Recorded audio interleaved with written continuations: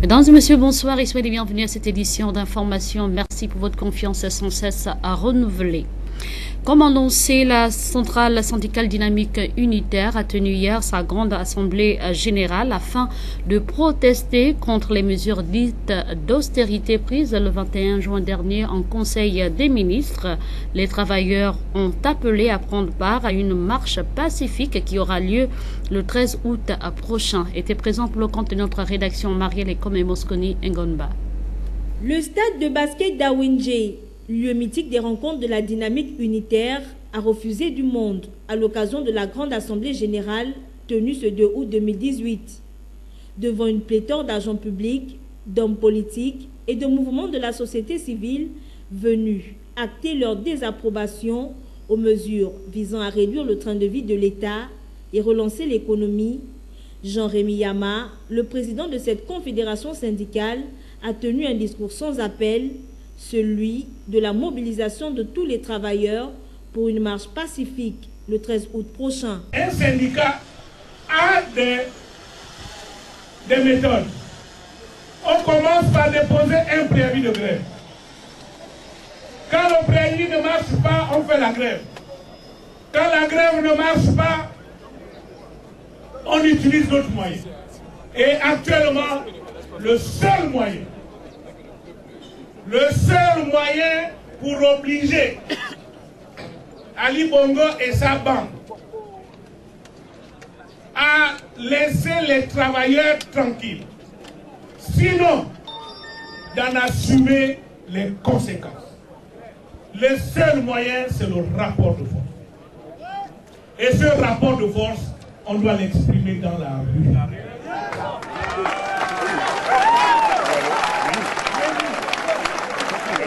Oui, on va l'exprimer dans la rue en respectant la loi. Parce que la loi nous autorise à occuper la rue et à marcher.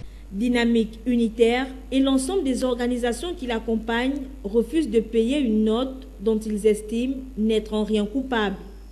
Une décision visiblement approuvée par tous, même par les magistrats, dont on a noté la présence par l'entremise du président du SINAMAG, eux qui rarement prennent la parole en pareilles circonstances.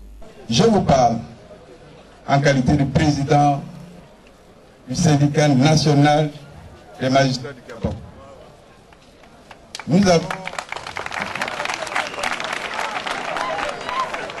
Les magistrats n'ont pas l'habitude de parler en public. Soyez-en sûrs. C'est la première fois et peut-être rarement vous me verrez. Pour venir ici, j'ai dû demander l'autorisation des collègues. Et ils m'ont dit, il y a le feu en la demeure. Ah oui, c'est le problème de tout le monde maintenant. C'est le problème de tout le monde. Les magistrats ont tendance à régler leurs problèmes entre eux. Et vous voyez souvent nos assemblées. Et nous déterminons des choses. Et nous avons le courage de dire qu'on ne peut pas continuer ainsi. Les intervenants se sont succédés au pupitre avec un seul et même mot d'ordre, le refus catégorique des mesures dites d'austérité. Le 13 août, une grande marche pacifique est prévue. Le climat de tension sociale, à nouveau en effervescence, comme certains observateurs le prévoyaient déjà à l'annonce de ces mesures.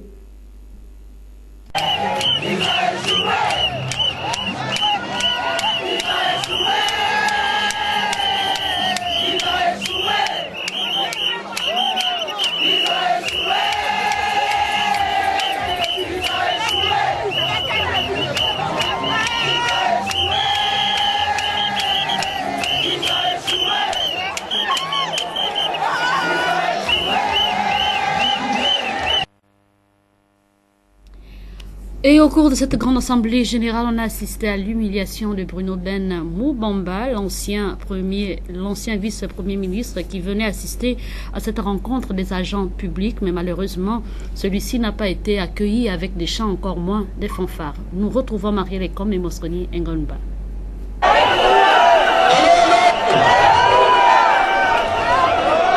Chers camarades souverains,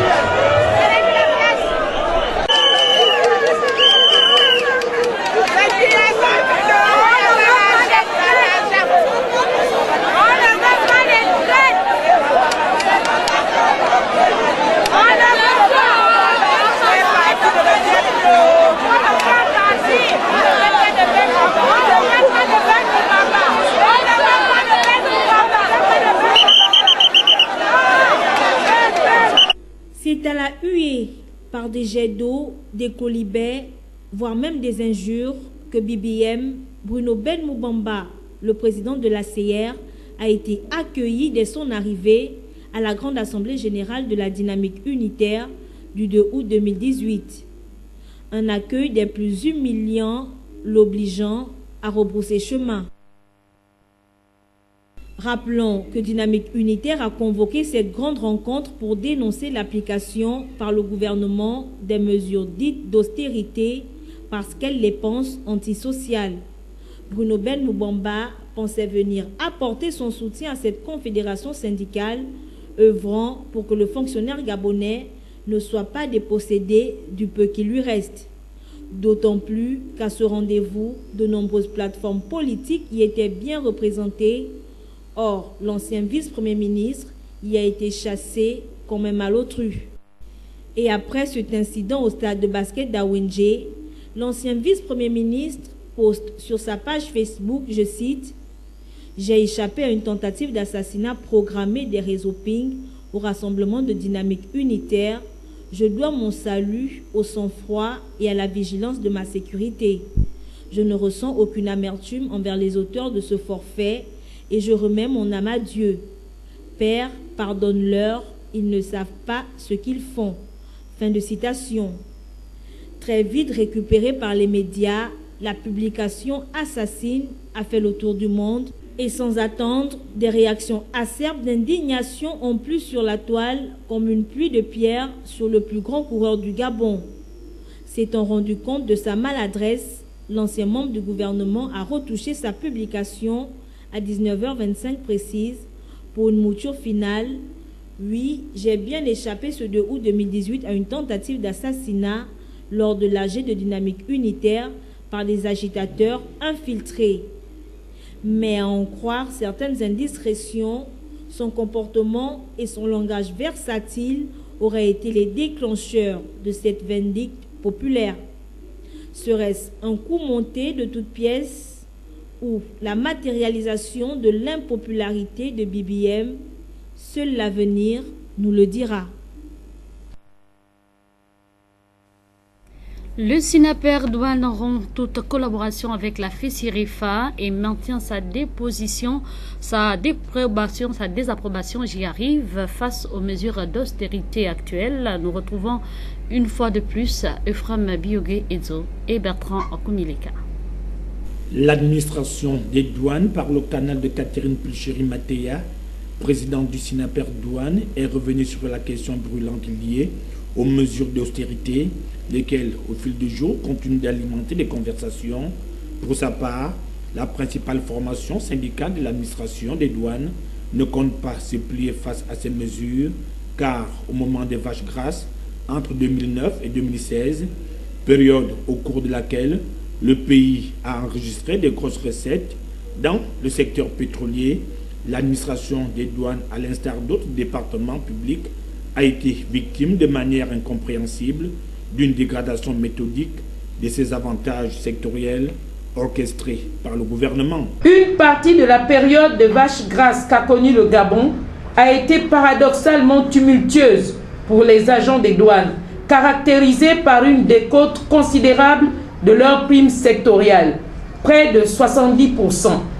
Une perte illégale de la gestion de la rémunération pour l'utilisation du système informatique des douanes, RUSID, par l'administration des douanes au profit des hors-douaniers. La crise économique et financière que traverse actuellement le pays est un fait. Le SINAPER douane ne le conteste nullement. Mais la grande interrogation est plutôt de savoir en quoi les agents de douane en ont une part de responsabilité. Qui en sont les véritables responsables? Ces interrogations qui doivent imprimer tout travailleur épris de justice et d'équité orientent naturellement vers les solutions les plus objectives et efficaces qui soient. Aussi, il s'est agi pour cette entité de clarifier une fois pour toutes le bras de fer existant avec la FECIREFA, bien qu'ayant cessé toute collaboration avec cette structure syndicale. Le SINAPER douane n'est plus membre de la FECIREFA qui s'est, dit-on, affilié à l'Union sacrée pour la patrie. À cet effet, toutes les prises de position de la FESIREFA et l'USP n'engagent en rien le SINAPER Douane. Ainsi, lorsqu'un refrain nauséabond, sorti des décombres les plus infâmes, affirme que toutes les régies financières et administrations assimilées en cœur valident les mesures d'austérité du gouvernement, le SINAPER Douane tient à se démarquer vigoureusement de ses inspirateurs, mais surtout à stigmatiser ces chantres englués dans des compromissions les plus avilissantes. Le comportement des pieds nickelés affiché dans les médias publics par certains syndicalistes, en l'occurrence ceux des régies financières, pour donner un large écho et une caution syndicale aux mesures d'austérité, n'honore pas le syndicalisme. Vous venez d'écouter Catherine Pucheri-Matéa, présidente du SINAPER Douane, qui se désolidarise de la FESIREFA et maintient sa désapprobation aux mesures dites d'austérité. Sur un tout autre plan, le bureau directeur de la Fédération libre des assemblées et ministère évangélique du Gabon, FLAM, a rompu avec le silence ce matin pour décrier la situation d'insécurité qui traverse le pays. J'y arrive. Et là encore, son président, le révérend docteur Louis Mbadinga, s'est adressé également à la population devant la presse nationale. C'était ce matin au siège du centre missionnaire Les Conquérants. Nous l'écoutons. Le Gabon, notre pays, semble être entré de nouveau dans un regrettable cycle de violence et d'insécurité, lequel désormais a entraîné nos populations dans une espèce de peur qui ne dit pas son nom. Pas un jour ne se passe sans que ne soient connus de l'opinion des crimes ou des morts inexpliquées. Pas un jour qui passe sans que l'on ne déplore des agressions physiques, ici ou là. On ne peut plus sortir de chez soi et être sûr de rentrer. On ne peut plus quitter son domicile et être certain d'y retourner de nuit comme de jour. C'est l'occasion pour l'Église, du moins pour la Fédération libre des assemblées et ministères évangéliques du Gabon que nous représentons ici, de fustiger la défaillance et l'incapacité des autorités compétentes à assurer la sécurité des personnes et des biens.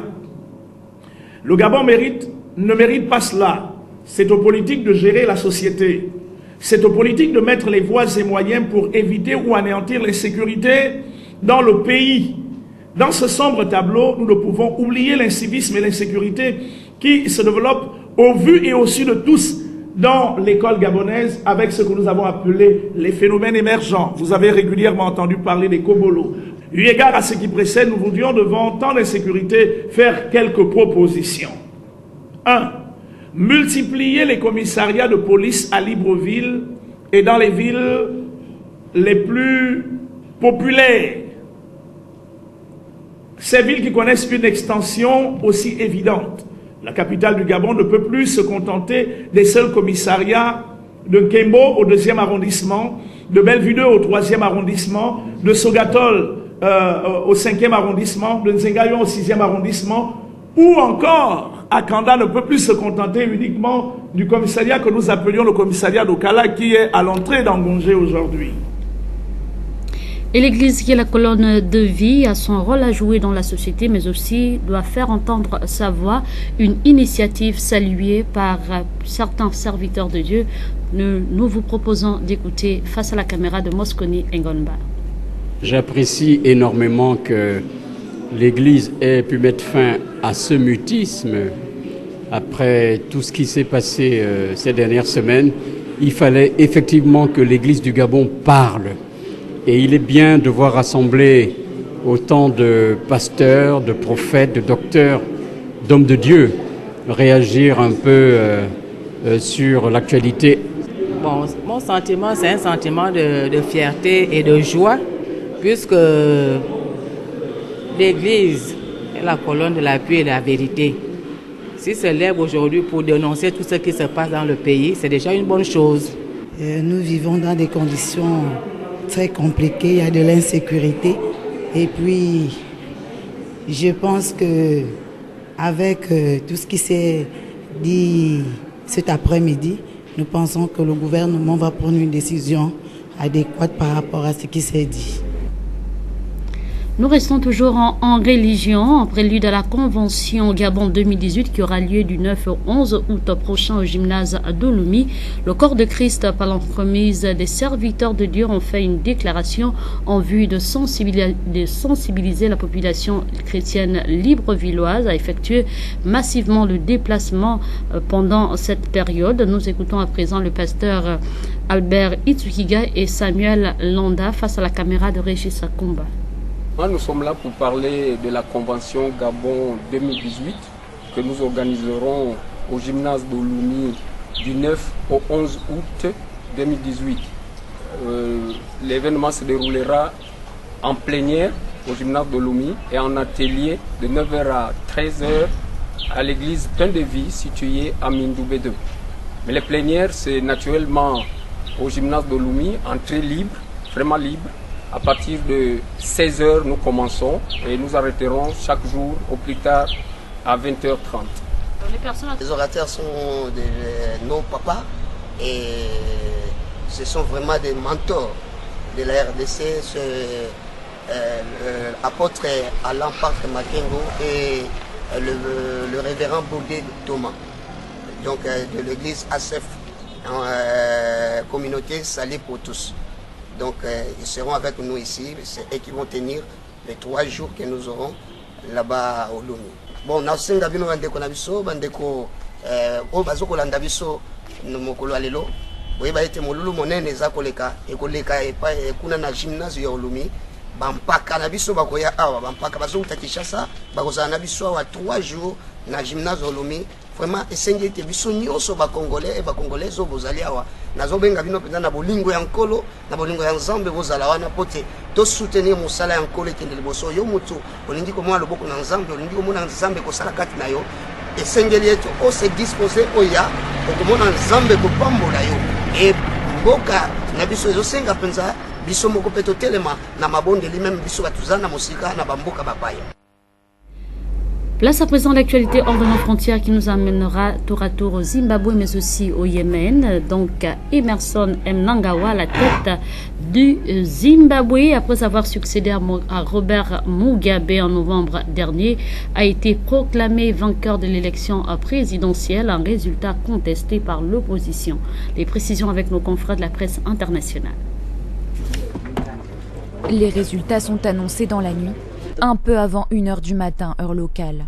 La commission électorale déclare vainqueur Emmerson Mnangagwa, 75 ans, ancien bras droit de Robert Mugabe.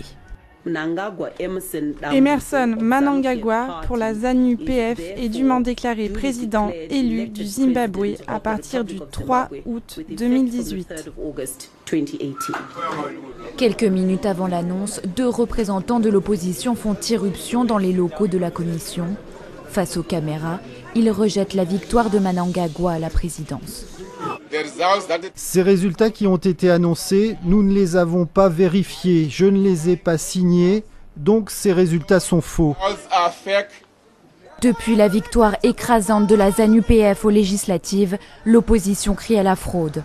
Mercredi, l'armée et la police anti-émeute tirent à balles réelles sur des manifestants. Jeudi, des policiers perquisitionnent le siège du MDC et interpellent 16 personnes. Au micro de France 24, le leader de l'opposition Nelson Chamisa dénonce un régime militaire qui s'en est pris à la population. Pourquoi est-ce que les militaires sont partout et maintiennent l'ordre? Ça, c'est le rôle de la police. Que fait la police? Et vous remarquerez que c'est pareil pour M. Mnangagwa. C'est l'armée qui le protège, alors que ça devrait être la police. Ces élections devaient marquer un tournant dans l'histoire du Zimbabwe. Mais avec ces résultats, l'espoir né après la chute de Mugabe a fait place à un climat de tension et de violence dans le pays. Et au Yémen, plusieurs raids aériens attribués à la coalition saoudienne ont fait une vingtaine de morts dans le port de Hodeïda où transitent 80% des produits de première nécessité pour le Yémen. Presse internationale. Devant cet hôpital d'Hodeïda, les corps sans vie de victimes sont alignés. À l'intérieur, les blessés sont souvent disposés dans les couloirs sur des brancards. Les frappes aériennes ont eu lieu tout près de là, juste à côté d'un marché aux poissons très fréquenté. J'étais en train de sauver des gens quand il y a eu une deuxième frappe. J'ai reçu des impacts d'obus sur mon visage, ce qui m'a fait saigner. Je ne pouvais plus sentir ma main. Les responsables médicaux attribuent ces frappes à la coalition pro-gouvernementale menée par l'Arabie Saoudite, une coalition qui nie être derrière ces attaques qu'elle attribue aux rebelles Houthis. Hodeïda est aujourd'hui un port stratégique par où transite une grande partie de l'aide humanitaire destinée au Yémen. Depuis le 12 juin, la coalition mène une vaste offensive pour reprendre cette ville des mains des Houthis de confession chiite. Les frappes de jeudi interviennent alors que l'ONU a convoqué des pourparlers de paix sur le Yémen pour le 6 septembre à Genève. Ces consultations vont notamment offrir l'opportunité aux différentes parties de ce conflit de discuter d'un cadre de négociation, de se mettre d'accord sur des mesures de confiance et un plan précis pour faire en sorte que ce processus aille de l'avant. En 2016, l'ONU avait déjà dirigé des pourparlers qui avaient buté sur plusieurs points, comme le retrait de rebelles Houthis de certaines villes ou le partage du pouvoir avec le gouvernement yéménite soutenu par l'Arabie Saoudite. Rien à voir avec ceux qui précèdent. On jouait la deuxième journée du tournoi de football Solidarité. Une deuxième journée qui a mis aux prises le FC Bessieux face à Solidarité. Victoire du second à Cité. Les précisions avec Yasser Nicolandon. Le CF Bessieux en rouge bleu et Solidarité en rouge étaient les deux équipes en lice pour la deuxième journée du tournoi de Solidarité. Un choc où l'erreur n'était pas permise. Le CF Bessieux qui évolue dans ses installations va prendre le contrôle de la partie, mais cette domination sera de courte durée, car Solidarité va inscrire un but à une dizaine de minutes avant la pause. Ces moments de récupération seront importants pour le staff technique afin de recadrer le 11 entrant.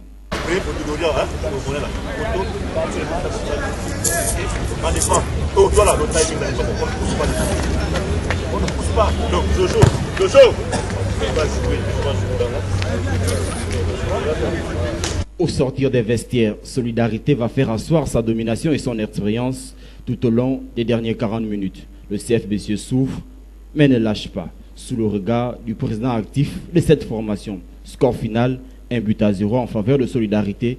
Au sortir de cette rencontre, la déception n'est pas au centre des débats de cette formation, qui envisage déjà se remettre au travail. C'est un championnat, il est sur voilà, mais là, nous avons perdu. Mais je retire que les garçons ont élaboré un bon jeu, mais ils n'ont pas marqué, puisque ce sont les points qui comptent. Ils ont bien joué, mais ils n'ont pas marqué. Nous allons revoir notre classement, revoir surtout notre attaque. Confiant. Très confiant. Quel est l'aliment le plus consommé au monde? Vous êtes dans votre rubrique Expression libre, élément de réponse au micro d'Aldo Mabunda face à la caméra de Vitalis Kumba. Le blé. L'aliment le plus consommé au monde, je pense que c'est le blé, parce qu'à travers le blé, on peut faire le pain, la farine, on fait beaucoup de choses à l'intérieur. La gazelle. Bon, je crois que c'est le riz. Connaissant, je dirais que le nom, l'aliment le plus consommé au monde, c'est l'eau. Le plus consommé au monde. L'aliment le plus consommé au monde, c'est du poulet. Il fallait tout simplement nous proposer l'eau, c'est la réponse. Merci de nous avoir suivis. Les cadres étaient assurés par Bertrand Koumileka, la réalisation, l'incontournable David Mitola. D'ores et déjà, bon week-end à tous.